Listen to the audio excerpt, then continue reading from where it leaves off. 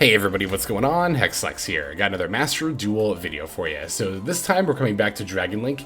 I don't believe I've actually covered Dragon Link yet this season. At least as far as I can recall. I'll definitely double check, of course, before this video goes up, but I'm pretty sure I've not done a deck profile for it yet this season, so I figured I would go ahead and get one in here. Yeah, so we're still playing a 40 card variant. I think that was actually the last Dragon Link video I posted last season was when I took it down from 60 to 40 cards, which I definitely do like a lot better than the 60 card variant. It might seem like on the surface that, like, and to be fair, grass builds of Dragon Link aren't necessarily terrible or anything, but even though it might seem like on the surface it's good to just mill and turbo out like pretty much all your stuff into the graveyard, it turns out that Dragon Link actually is a little bit more involved in that, so to say. It really does care more about consistency than just the opportunity to dump cards en masse into the graveyard. That's something I've noticed that as I have been playing with the deck over time. This is one of those decks that I'm like very much still in the process of learning, I feel like, even after all this time. Of course, because I play so many different decks, there are some that I feel get a little bit neglected as far as like my knowledge for them goes, and I think Dragon Link ends up being that way just because of how much knowledge it takes to play a deck like this. This is, I think, by far, I don't know about by far, but among like all the current like top meta decks, I think this is definitely the most difficult one to play and just get the hang of. I tried to spend a little bit of time the last couple of days just sitting down with the deck and trying to get more comfortable with it, trying to get more acclimated with it. I was going over the comments of the last couple of Dragon Link videos. I got some very helpful tips and suggestions in those comment sections. So those of you who are more experienced with this deck, and this goes for like literally any deck I play, by the way, I'm always looking for tips and suggestions in the comment section below. So definitely do not be afraid to leave those in when it comes to me playing decks that you know better than I do. And with Dragon Link, I definitely will say there are quite a few people, a lot of people out there who know this deck a lot better than I do. So I am learning though, and I do have quite a few games to show off here. Funnily enough, I was going through them, and actually all of the games I'm going to show here are me going second. And that is one of the things that I was actually a bit anxious about while playing this deck, is going second in general. Now, I'll tell you, right now I do open Maxx a fair bit of those games, but my opponents will open counters to them as well. So it's not like we're going to be relying strictly on Maxx here in order to carry us in these going second games. We are going to actually have to play through them as well. So as far as this current build goes, most Dragon Link decks are actually typically around 42 to 45 cards, because, and a lot of the reason for this is because the 40 card build that you're seeing right here is pretty much the core of Dragon Link. Like, the deck is very involved, and as such, it has a lot of cards that you have to play. I think the only thing I have in this 40 card main deck here that I would consider very optional is the second Collapserpent. I think this card really does have like a 39, maybe 38 card core if you were to cut something like, I don't know, maybe the Rokket Synchron. Is it definitely not necessary, but is very, very nice. As far as the second Collapserpent goes, I do notice that the majority of builds do not play a second Collapserpent. I, however, very, very much like it. The way I see it, it's like, if you're going to start off with Starliege Seyfert, which is, of course, not an uncommon way to start your plays at all, you're going to grab Collapserpent, right? And that'll grab Wyverburster. I don't understand why you wouldn't want the second Collapserpent to add. Yes, you're not able to summon it, however, you can discard it off of Dragon Ravine. And just having the advantage in general, it's kind of like, why wouldn't you, right? Why wouldn't you want that? In addition to that, having a second Collapserpent makes it easier to open the baby Chaos Dragons in general, which is something you always want in this deck. You always like opening either Collapserpent or Wyverburster, especially in addition to something like Starliege Seyfert. Something that was actually pointed out in a comment that I hadn't even really thought about was someone pointed out that in one of the games, when I had Starliege Seyfert and already had a baby dragon, I could have pitched like a Saronir, and that's actually a very excellent line that I've done a couple of times now. Again, if you open Seyfert and you already have either Wyverburster or Collapserpent, but you open something like Saronir, you can use Seyfert to send this Saronir, and then that does two things. One, that allows you to add one of your other Bystial monsters, usually a Magnmahut, off the effect of Seyfert, and two, it actually allows you to use Saronir's effect to send the Bystial Lubellion to the graveyard and get that set up. In addition to that, because normally you use Starliege Seyfert to sack itself, you don't get to keep it as a material, but this way you do, and you still have that in addition to your baby Chaos Dragons. So Yeah, that's like one of those things that you just have to keep in mind. I think what really was going on with me in Dragon Link is I was so glued to the main combo line that I was afraid to venture out of it. But that's the thing about this deck, is like you not only need to know like your main combo line, but there's plenty of opportunities to make a more optimal play than that if you open like even one piece of your combo line that you normally search, whether that be the Chaos Dragon, the Rokket Tracer, one of your field spells, so on and so forth. So it's really important to keep in mind like what you can do not only with the bare minimum, but when you also have a bit of a surplus. It's definitely something that you want to have knowledge of for sure. The extra deck I think is pretty much about as tightly locked down as the main deck as far as like flex spots go. I don't know, I tried taking out Knightmare Unicorn for a little bit and playing the Underworld Goddess instead, but just really seemed there were many opportunities for the Underworld Goddess to come up. To be fair, the Knightmare Unicorn doesn't come too often anyway. It's pretty uncommon in general that you end on IP Masquerena. I find that the Knightmare Unicorn is actually best for just link climbing into Accesscode Talkder and having that be a 5300 attack, so ultimately decided to keep it for honestly mostly that reason. Of course, additions being used with the IP Masquerena there. Alright, I think that's pretty much everything I have to say about this build. Oh, I will say this. If I wasn't sticking so close to 40 cards, and I was doing more of like a 42 to 45 card build, I would definitely be adding stuff like Infinite Impermanence and Triple Tactics talent. I think this deck has more than enough gas and fuel to make its plays. I think what it needs is some disruption. Okay, I think that's now everything that I wanted to cover as far as the build goes anyway. So let's go ahead and break this build down card by card, and then we'll look at some gameplay. So we're on 1 Rokket Synchron, 3 Maxx, 3 Ash Blossom and Joyous Spring, 2 White Dragon Wyverburster, 2 Black Dragon Collapserpent, 2 Rokket Tracer, 1 Rokket Recharger, 3 Starliege Seyfert, 1 Bystial Magnmahut, 3 Bystial Saronir, 1 Bystial Druiswarm, 1 Bystial Baldrake, 1 Absorouter Dragon, 1 Chaos Dragon Levianeer. Oh, I've actually had a couple people ask this, if you need this card to play this deck. This is actually another flex spot. You don't need a Chaos Dragon Levianeer. It's extremely, extremely good, and we'll see an example of it being extremely good in these games coming up here, but it's not 100% necessary.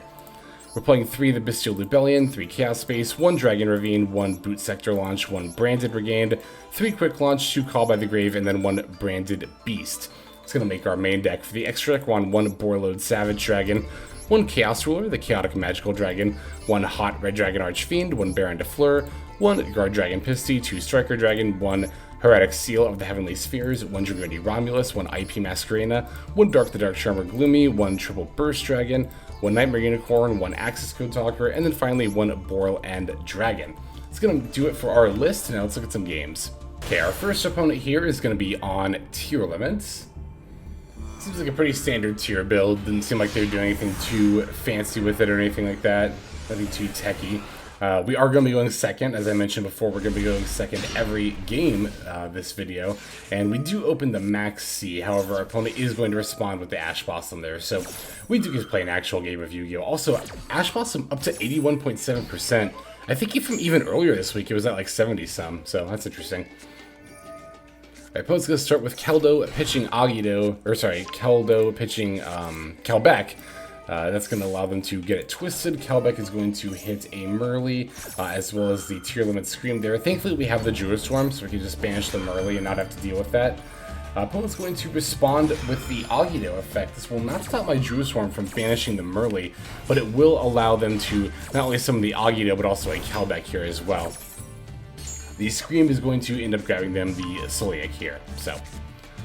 Alright, opponent's going to overlay the Agido and Kelbeck for a Time Thief for Doer. I assumed at this point they were going to pass their turn here, but then they proceeded to normal summon Rhinoheart, and I know I always talk about this with tier limits. I'm always nitpicking tier limit plays, even though I wouldn't say I'm the best tier limit player in the world by any means, but I see this happen so often. If my opponent had the ability to normal summon Rhinoheart, there was zero reason for them to get it twisted here. Again, it was so easy for me to also be on tier limit and just super punish them for this play. I also don't really know why they made Time Thief Redoer before normal summoning Rhinoheart here. They definitely should have saved the Redoer because if nothing else, like let's say I had an Ash Blossom for the Rhinoheart here, they could have overlaid Rhinoheart with one of their level 4 monsters to then make Time Thief Redoer, and then on my turn, or not even on my turn, they could have done this on their turn. No, sorry, because they've already used Rhino Heart, they would have had to wait till my turn, but what they could have done is they could have activated Redoer, detached the Rhino Heart, discarded Solic. This will allow them to summon Rhino Heart, activate its effect, and then also add Havness to their hand as well. That's if I negated their Rhino Heart, that's what they could have done. And that's already, I think, better than the play they're making, kind of better than the play they're making right now, honestly. So, again, just nitpicking to my plays here, don't mind me. So they are going to summon the Kikolos. Kikolos is going to grab a Merly. That's completely fine with me. They've already tried to activate both Merly and Havness, so yeah, this is another thing too, and this is actually a mistake that I find myself making quite frequently while playing Tier Elements is doing the Feel Great Mill 8 play when you don't really have a whole lot to mill into. Here, as you can see, my opponent completely whiffed. They didn't have any effects they could activate. They did hit a Fuser, they hit a Havness, but they've already used Havness. They've also already used a Merly this turn. So really the only thing they were trying to hit here was the Shiren, and I don't know, I just feel like they could have made better plays, honestly. Like, instead of adding Merly to hand with the Kikolos here, it actually, depending on what's in their hand, if they have another monster, maybe they should have added the Shiren. Again, if they hadn't used Redoer, the Shiren could have come up here if they had added it. They also could have just sent Shiren directly from the deck to the graveyard and summoned Rokket that way, which would have been, I think, better than just, you know, milling 8 here, because now all they're really going to be able to do is go into a Sprite Elf here instead of the Solic can pass. Like, for how good their opening hand was, this is a very mediocre turn 1 end board, especially given that Druiswarm was the only point of interaction here. Opponent's going to Redoer, stealing a, what do they take? A Baldrake, that's fine. Okay, so standby phase, right? Because I know my opponent's back row is Solic, which is not live right now, and I know they have the ability to make it live by using Elf to bring back the Merly. This will not only allow them to mill 3 cards, it'll allow them to negate one of my effects, and then also activate a Fuser effect. I don't want any of that to happen, so what I'm going to do during the standby phase here is activate the Quick Launch from my hand. I will then use the Rokket Tracer effect as a quick effect during the standby phase, popping my Druiswarm to get... I'm just getting Rokket Synchron here. It doesn't really matter what I get here, honestly. Although I would have gotten the Recharge if I didn't already have that by there. So now I can use the Druiswarm effect to send the Sprite Elf, and what this has accomplished is now my opponent can't bring back the Merly. So no Mill 3, no Negate, no Fuser effect. I know this face down card is Solic, so the only unknown factor here is this one random card in my opponent's hand. They do have the Keldo in their yard, so they do have a Shuffler that I have to be mindful of, but I don't think that's going to be enough to stop me here. I'm just going to go for the Chaos Ruler, and then get off with that Rokket Synchron I got to make the hot Red Dragon Archfiend Abyss. Now I know, if nothing else, I've got an Omni Negate in play. Opponent does decide to use the Keldo here. That's totally fine. I think that they probably should have waited. Like, I don't know why they did it as soon as Bystial Lubellion hit the yard, but I guess to be fair, it was to, I guess, stop it from coming back. Although it's not like I was about to sack the hot Red Dragon for it. And if I'd activated Chaos Ruler's effect, that would have been telegraphed, and they would have had a chance to respond to it. But and then, yeah, I haven't even, activated Chaos Space to pitch to Seyfert to grab a baby Chaos Dragon and really start our plays. But at that point, my opponent's conceded because they know that it's just, the game's pretty much just over at this point. So there's that duel. Let's go and take a look at the next one here. Alright, this opponent is going to be on Adamemancipator. It's quite a stun-centric build of Adamemancipator. They're playing the Fossiliner. I think I saw an Earth Barrier statue there as well as a lot of other lockdown cards in the extra deck, which will be subject to this game, at least one of those. Once again, draw phase Maxx. Once again, gonna get Ash Blossomed. So, once again, we do have an actual game of Yu-Gi-Oh! On our hands here, thankfully.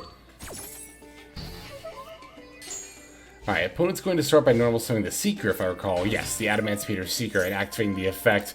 Looking good so far for me, these Excavates. They do find an Earth Hex Steel Fusion, but not a lot else. They are still going to summon that and then sync it with the Seeker. As soon as I saw Earth Hex Steel Fusion, like, okay, that probably means Nat Beast, and indeed that is, in fact, what it means. So, they're going to make a Nat Beast, nothing else, and then pass back over to me. Now, normally, that actually would be completely fine for this deck to have to play through just Nat Beast. However, if you look at this hand in particular, yeah, a lot of the stuff we would normally make our plays with the Chaos Space and the Quick Launch, well, those are obviously going to be spell cards, and we don't have any light or dark monsters in our graveyard to use with Collapserpent or Saronir. Whatever shall we do? Well, we actually have the tools in our hand right now to play around the Centurion Beast and potentially find lethal here as well. So I'm going to go ahead and get started with that. we're going to be activating this Chaos Space anyway, even though it's going to get negated, because we still discard Bystial Saronir as a cost. As a result, because Saronir doesn't really care how it goes to the graveyard, it just needs to go to the graveyard, the effect will still activate, allowing me to send Bystial Lubellion from my deck to the graveyard. This gives me a light monster in grave to summon my Collapserpent, which I will now link off in order to summon the Striker Dragon. Now I get to activate both Striker Dragon and Collapserpent, and chain blocking is very important in this deck. I very much want the Collapserpent effect here a lot more than the Striker Dragon F. Like, I don't really care for the Ash Blossom, the Boot Sector Launch Surge, because my opponent has Nat Beast, but I really need this Wyverburster, so I'm going to go ahead and get that, banishing the Collapserpent in order to summon the Wyverburster, and then of course activating the Chaos Space effect, although I did that to put back the Lubellion. Now, my plan here was to just link these two off in order to summon the Hieratic Seal of the Heavenly Spheres, and on my opponent's turn I was going to use that to get rid of the Naturia Beast. However, I was fortunate enough to draw Starliege Seyfert, but really it could have been probably just about any monster I can normal summon would have been fine here, because that would allow me to link climb up to Knightmare Unicorn. However, because it was Seyfert, I actually get to do something a little bit different. I can normal summon Seyfert, activate its effect, second it and Wyverburster for Levianeer. This will trigger the Levianeer to add the Collapserpent. Now I can special the Chaos Dragon Levianeer and use the effect to destroy the Naturia Beast. I can then link off Levianeer and Striker Dragon for Romulous. Romulous will now search the Dragon Ravine, and I have the Quick Launch as an additional piece of fodder there in order to ensure that I'm able to continue my plays. So my opponent's going to surrender at that point as soon as I get rid of the Nat Beast. But yeah, that hand at a glance, and even if you look at it for a second, might not seem like it has the ability to out something like Nat Beast, but just gotta get a little bit creative and figure out, like, okay, what is everything I can possibly accomplish? Like, I need a light monster in the graveyard. Is there any way I can do that? And it's like, oh, well, yeah, I just need Saronir to go to the grave, which I can do with Chaos Space, yada, yada, yada. So there is that duel. Let's go ahead and take a look at the next one here. Okay, this time we're going to be facing off against Dogmatica, a deck I've seen quite a bit more on ladder ever since the release of Albazoa and whatever other recent support they got. I don't know a lot about the deck, to be fair. I don't really, it's funny, I've actually never played a ritual deck. I was looking at this like last week or the other week, but I've never ritual summoned. In all my time playing like Master Duel and playing this like account for the channel and everything, I've somehow zero ritual summons, so. Even though I don't know a whole lot about Dogmatica and how they function, like, intricately, I know enough to know that, hey, if the Ritual spell deck has activated a card that lets them add either a Ritual monster or spell, I should probably go ahead and negate that and make sure they don't have plays. So, I'm going to Ash Blossom that, and indeed, my opponent's just going to pass back over to me as soon as that is not going to resolve. I was going to say as soon as it resolves, but it didn't, so. I'm going to use Bystial Lubellion to add myself a Magnmahut here before banishing it in order to summon the Collapserpent. That will allow me to link into the Striker Dragon. Once again, chain blocking the Collapserpent and then the Striker Dragon, because again, I would much rather have the Wyverburster here than the Boot Sector launch. I already have this quick launch, so I can already get a Rokket Tracer on the board if I need to. Gonna summon Wyverburster, link it off with the Striker Dragon for the Romulous. It's all pretty standard stuff. Once again, going to chain block. This time, chain blocking Romulous is chain link 1, and then Wyverburster is chain link 2, because the Collapserpent that my Wyverburster is going to add here, I can't summon anyway. I'm only going to use it as discard fodder. And even as far as discard fodder goes, I can just discard this spare Bystial Lubellion anyway, so it's totally fine if I don't get this search off. The Dragon Ravine, however, I need much more badly. So it honestly kind of varies. It's very hand-to-hand on how you chain block. Well, this chain block is usually always the same because you're usually just getting a spare Collapserpent here. But particularly the Striker Dragon and Collapserpent chain link there. That really just depends on what the rest of your hand looks like. But again, I valued the Wyverburster more than the Boot Sector launch, which is why I did it that way. Opponent is going to actually have an Ash Blossom here. That's why I wanted to pause and really talk about this for a moment, because it matters. It definitely matters. Again, this Wyverburster search, meaningless. I basically got my opponent to waste their Ash Blossom there. One thing I did notice, though, as I went to activate the Dragon Ravine, as I was playing this game live, is that my opponent was still getting priority passed over to them pretty much anytime I was doing anything, so I knew they had some kind of a quick effect that they had access to, right? I definitely want to make sure that we don't have to deal with that for, like, the whole rest of my turn here, especially if it's going to be in Nibiru. It kind of felt to me like it might be in Nibiru, that my opponent was just waiting for me to commit more to the board before they activated. So I want to keep doing my pretty standard stuff here, you know, using Ravine this in the Absorouter to add Tracer, activating Boot Sector Launch to summon the Tracer, but rather than go for, you know, a typical line here, I'm going to summon this Magnmahut, and then I'm going to sync it with the Tracer to make the Baronne de Fleur. This will allow me to have an Omni Negate set up into the rest of my turn here, and I'd still have plenty of live fodder between the Quick Launch and the Bystial Baldrake, so it shouldn't be too hard for me to climb up to Accesscode and find a pretty easy lethal here. And indeed, as soon as this Baron hits the board, my opponent's just going to concede. So I have a feeling that maybe it was some sort of disruption. They were holding possibly even Nibiru just to make sure that they could wipe me at an opportune moment, but thankfully, you know, because I was suspicious, I went out of my way to make an Omni first, and that ended up definitely paying off here. So we have one more game to look at. Let's go straight into it now. And this final game is going to be against Runic for Hire. I've had some people ask if I'm ever going to play Runic for Hire. The answer is honestly probably no. Not at this current point in time. I don't have any plans to anyway. Mostly because, honestly, it's mostly because I don't want to craft the 3 fossil digs just to play a different Runic variant. I actually had somebody ask very recently if I could update my Runic deck in general. I don't know if I'll get to it this season, but if not, I'll try to get to it next season. I gotta be honest though, like, Runic's one of those decks I just don't really have a whole lot of fun playing, so I typically don't play it, even when I avoid the stun variants, like Runic Sprite, as I don't know, I guess that's a decently fun deck, but, Runic Naturia, it's like, it's okay, but it's not an exciting deck for me to play. That doesn't mean I'll never play it, but, that is why the updates for that tend to be a little more sporadic, so. Once again, draw phase and maxing here. This time it is going to resolve. My opponent's simply going to activate a fountain and then pass here. The fountain pass might seem like a weak turn 1, but you never know what quick play spells they have in hand, so even something as simple as fountain pass, I still have to make sure that I'm playing around monster negation, monster destruction, spell trap destruction. Does actually matter because we play field spells in this deck, so just making sure we're keeping all that in mind here. Top decking Ravine, going to start by activating the Bystial Lubellion here to add myself a Magnmahut. Then going to normal summon Starliege Seyfert. Opponent's going to use the Runic Destruction, that's the Spell Trap Destruction card, to summon Hugin here. Hugin will pitch Destruction, or yeah, Hugin will pitch Destruction, and then Runic Fountain will activate to draw cards. It seems my opponent's just fishing here, looking for some sort of an out. And they just immediately concede when they don't find one. This was a very short game, but honestly the main reason I wanted to keep it in anyway was to highlight, like, I think a lot of the reason why it's so difficult for you to improve with Dragon Link more than any other deck is for literally exactly this reason. Whenever I try to play this deck on ladder, this happens. You normal summon Starliege Seyfert and your opponent concedes. You activate Chaos Space and your opponent concedes. And like, yeah, I know, it's like, oh, Lex, are you really complaining about easy wins? And it's like, to an extent, yeah, I kind of am, actually, because, one, I want practice with the deck. Like, that's why I'm playing it on ladder, is to get better with it, and if my opponent's just going to concede every time I summon Seyfert, I'm not going to really know how to do much more than summon Seyfert, am I? And beyond that, you know, it's also a matter of wanting to get games for the channel, right? Like, this took so much longer, the Dragon Link took so much longer to get games for this video than any other deck I play for literally this exact reason that you're seeing here. I can't show you videos of me summoning Seyfert and my opponent conceding, which is like how probably about 60 to 70% of my wins go, because that's just not entertaining or informative to watch, so.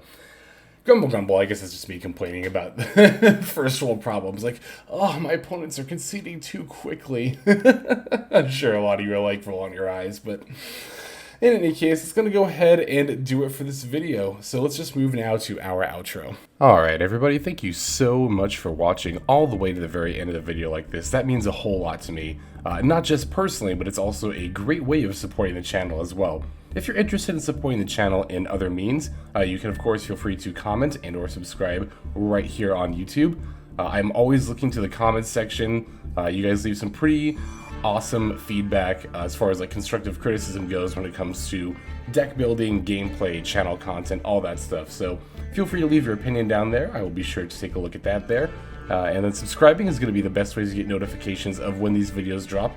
That does happen every day, by the way, so if you're looking for daily Master Duel content, you've come to the right place. And there are more places where you can get some daily Master Duel content. If you check out the description below, follow the top link over to my Patreon page. There for just $5 a month, which is as much as you pay for a booster pack, you'll find a lot more value than a pack full of filler over there. We've got some previews for content upcoming here on the channel. We've got some exclusive games that are only posted over on Patreon over there.